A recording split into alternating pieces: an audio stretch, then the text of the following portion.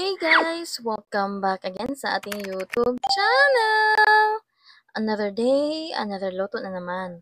Kaya ngayon ay samahan niyo po ako magluto ng isa namang masarap na dessert. Dahil ang lulutuin po natin for today ay ang famous at authentic po na masinang Cebu. Ituturo ko po sa inyo guys kung paano po ito lutuin. Kaya kung gusto niyo pong malaman kung paano po ito gawin at ano po ang mga ingredients sa ating gagamitin, please tapusin mo ang video na ito para malaman mo.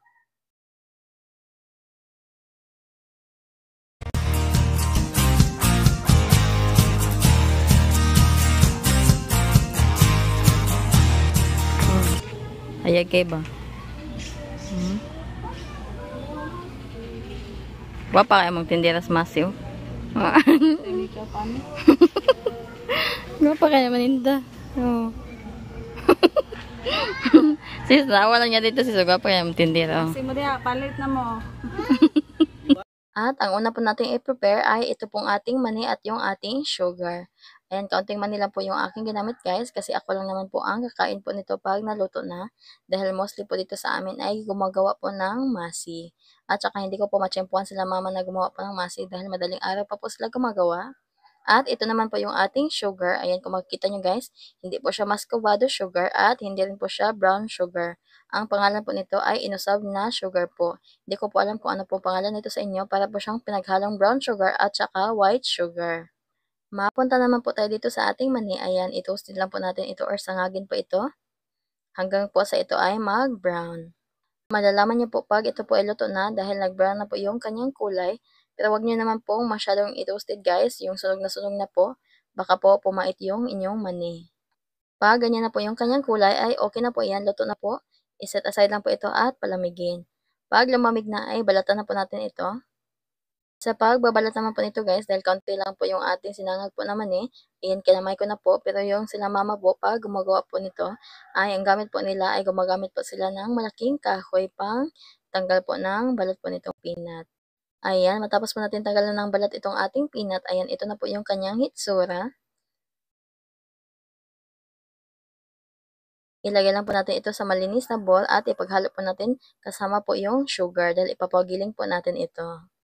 At kung meron naman po kayong food processor ay pwede rin pong kayo na lang po ang magiling. Pero kami po ay walang ganyan kaya ipapagiling po natin ito doon po sa pinagbilhan po natin ng mga ingredients po nitong ating masi. Meron po kasi dito sa aming kapitbahay po na nagbebenta po ng mga ingredients po na gagamitin po sa pagluluto ng masi. Dahil po guys, dito po karamihan po talaga dito sa amin ay nagtitinda po ng masi. Ang yung iba po ay sobrang tagal na. Kami po nagsimula po kaming magtinda po nito or gumawa po ng masi since 2013. Pero yung iba guys ay lampas 50 years na po silang gumagawa po nitong masi. Ayan, pinasuyo ko na po sa kapatid ko na ipagiling po yung ating mani at gagawin naman po natin yung ating pong dough. Dito po sa ating bowl, naglagay lang po ako dito ng 1/4 at 1/8 po ng giniling na glutinous rice flour. Haubin po natin ito at lagyan po ng tubig paunti-unti para hindi naman po malata. Dito talaga guys ay importante po dito sa part po na ito ay dapat po hindi po malata yung atin pong dough para po mamaya po pag minasa na po natin ito pag naluto na ay hindi po siya malata. Paunti-unti lang po itong lagyan ng tubig at masahin hanggang po sa makapag-form po tayo ng dough.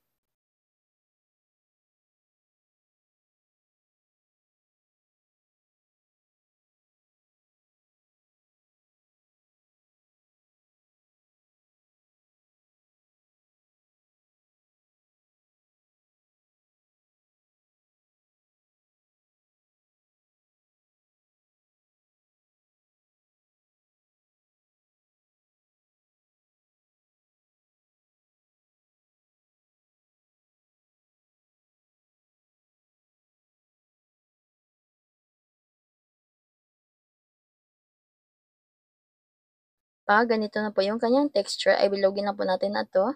Tapos, i-flatten po natin dahil lulutuin po natin ito sa mainit po na tubig. By the way guys, sa part po pala na ito ay nakapagpakulo na din po pala ako ng tubig.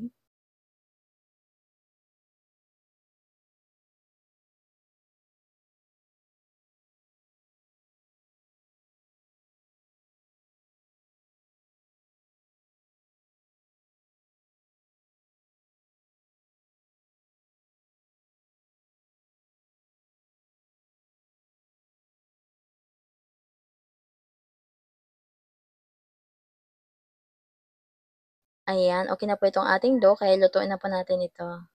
Dapat po guys ha, bago nyo po ilagay yung ating dough ay siguraduhin pong kumukulo po yung tubig. At kaya naman po natin yan fill natin para po madali po siyang maluto kahit po malalaki po yung ating bilog. Takpan lang po ito at pakuluin, hayaan po itong lumutang. Pag ganyan na pong lumutang na po siya ay balaktarin lang po ito.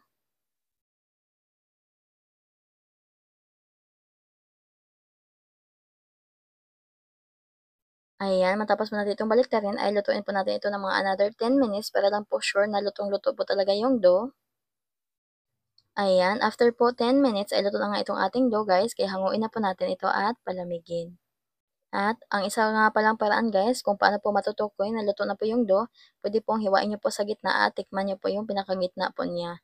Kung hindi na po siya mabas, yun po ay luto na.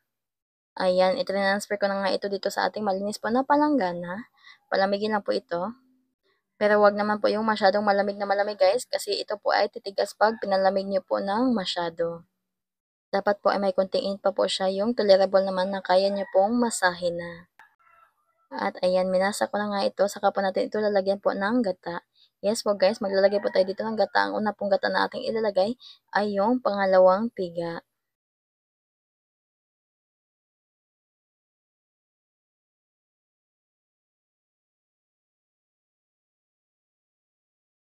Ayan, ito na nga yung pangalawang piga po natin ng gata. Sa paglalagay naman po nito ay paunti-unti lang din po para po hindi po siya malata.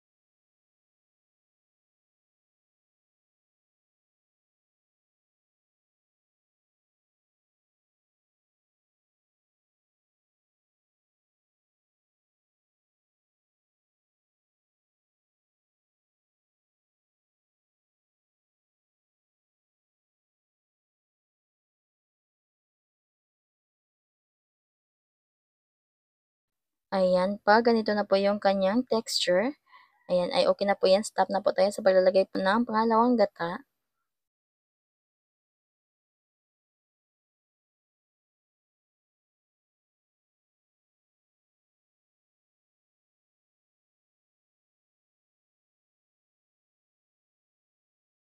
At dito naman po sa part na ito ay maglalagay na po tayo dito ng purong gata. Yes guys, purong gata po ito. Wala po itong halong tubig. Ito po yung ilalagay po natin bago po natin ito bilogin. Masahin lang po ito ng maigi para po ma-absorb po ng ating dough yung ating gata.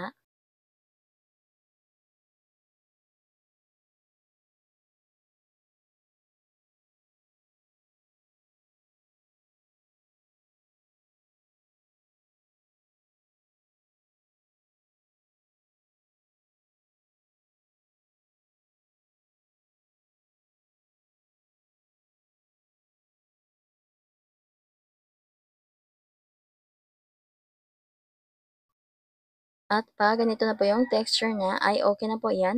Simulan na po natin ang pagbibilog po nito.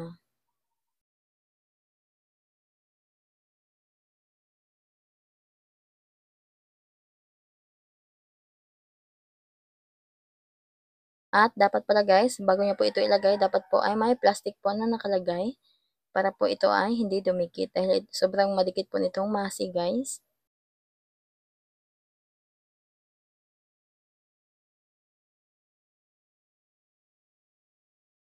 Ayan, ito na po yung ating masi dough. Bilugin na po natin ito. Sa sizes naman po nito, depende po sa gusto niyo pong laki. Pero dahil kami lang din naman po ang kakain nito, kaya ayan po, tinansya-tansya ko na lang po ang sizes po nitong ating masi. Ito palang masi guys ay perfect po talagang pang negosyo. Malaki po ang tutubuin niyo po dito. Kaya po karamihan po talaga dito sa amin ay ito po yung ang tinitinda or ang ginagawa po nilang negosyo. At malakas din po ang bentahan po ng masipag tuwing Sabado at Linggo dahil marami pong naliligo po sa beach, kaya marami po ang nagtitinda po nito. Sa mga tao or mga laging dumadaan po dito po sa Liloan, Cebu, alam po nila yan na ang dami pong nagtitinda po talaga ng masi dito at isa na po kami doon. Pero ako ngayon guys, ay hindi na po ako nagtitinda, sinamama na lang po at yung mga kapatid ko pong iba. At meron din naman pong nag-aangkat po kay mama. Yun po ay nagtitinda po araw-araw. Mabalik naman po tayo dito sa ating masi. I-flatten po natin ito. Ang gamit ko po dito ay baso, pero pwede rin po kayong gumamit po ng rolling pin. Balutin nyo na lang po ng plastic wrap. Kung hindi naman po kayo marunong po sa baso, ay pwede rin po kayong gumamit po ng glass po na bottle. Balutin nyo lang po ng plastic.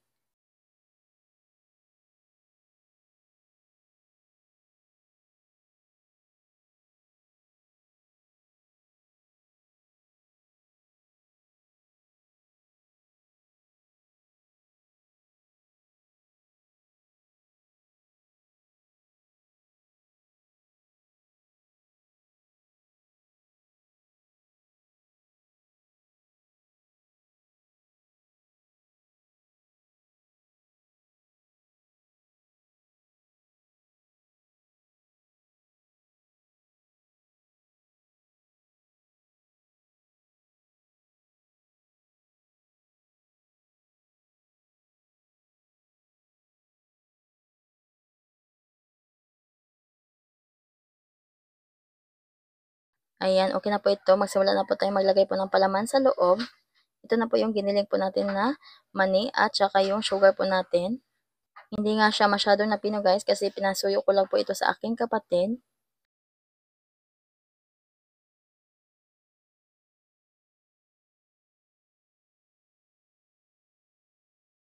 Ayan, maglagay na po tayo ng palaman po sa loob. Medyo mahirap nga lang dito sa part po na ito guys dahil mahirap po itong isil. Pero pag namaster nyo na po ito ay madali na lang po itong gawin. At ang ilalagay naman po natin na palaman po dito sa loob ay depende po sa laki po ng ating dough. Ayan, naglagay po ako ng isang kutsarita at kalahati. Sa pagsil naman po, ganyan na po ang pagsisil guys para lang po kayong gumagawa po ng siomai or siopaw.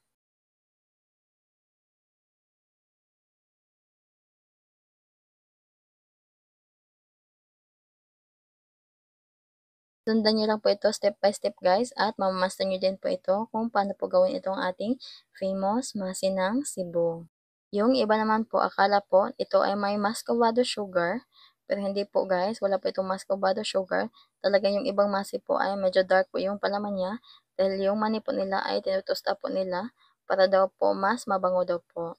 Kaya kung gusto niyo naman po na medyo dark po yung palaman niya, ay pwede niyo pong mas tostahin po yung pagluluto po sa peanut niyo para po maging dark po siya. Pero wag naman po niyong itosta po ng masyado guys, baka po pumait po yung palaman niyo.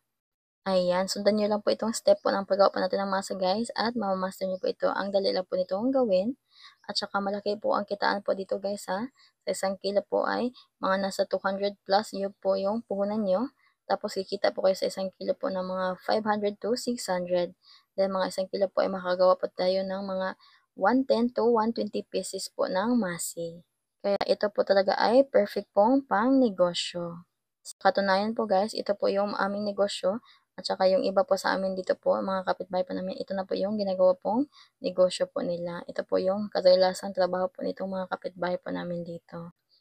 Ayan, ganyan lang kadali guys at ito na po yung ating masi po ng Cebu. Kaya kung nagustuhan niyo po yung ating video, please let me know in the comment section below at huwag pong kalimutang mag-like, subscribe, pag-share na rin po yung ating video at please click the notification bell para lagi kang updated sa ating mga susunod pang video.